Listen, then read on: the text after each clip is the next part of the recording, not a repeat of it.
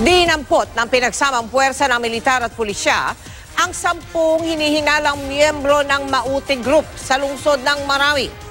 Pero iginiit ng mga nahuli, pati na rin ang kanilang mga kapitbahay na napagkamalan lang sila. Nakatutok si June Veneracion. Habang tulog ang karamihan, inilunsad ang raid pasado 1:00 ng madaling araw sa Marawi City. Dala ang mga search warrant, target ng joint operation ng AFP at PNP, ang isang apartment building sa loob ng compound ng kilalang Mindanao State University. Sa isang operasyon na madilim ang paligid, night vision goggles ang bentahe ng mga tropa. Pero doble ingat pa rin. May mga nagtatago raw kasing mga miyembro ng teroristang Mauti Group sa apartment building. Mga 1 oras nang hinahalughog ng mga otoridad itong lugar na ito dahil base sa report na kanilang natanggap ay dito may mga nagtatago mga personalidad na kagrupo raw ng mga terorista. Dito sa lugar na ito may mga itinatago rin daw mga baril, bomba, pati droga. Nang pinapasok na ang media, may mga lalaking nakahilera sa may pader, nakatali sa likod ang mga kamay.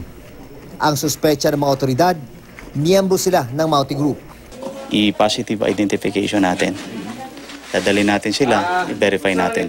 Kung hindi naman natin makita yung identification doon sa listahan natin, pwede naman natin i-release. Pero itinanggi ng mga lalaking pinagdadampot na sila ay mga miyembro o kahit supporter man lang ng Mauti Group. Wala kang involvement sa... Wala po.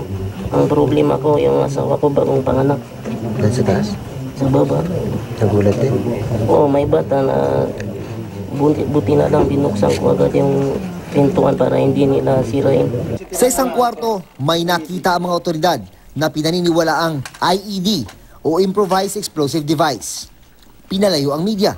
Sa isa pang kwarto, meron na namang nakitang kahina-hinala. Umupo sa tabi ang isang sniffer dog. Positibong IED ang nakita, pero pumalag ang ilang mga nakatira. Nakakatakot po.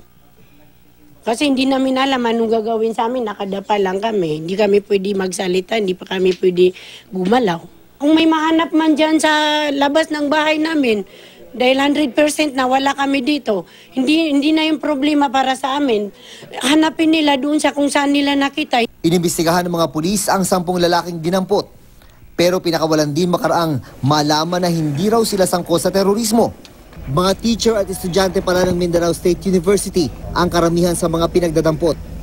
Mula Marawi City, June Veneracion, nakatutok, 24 oras.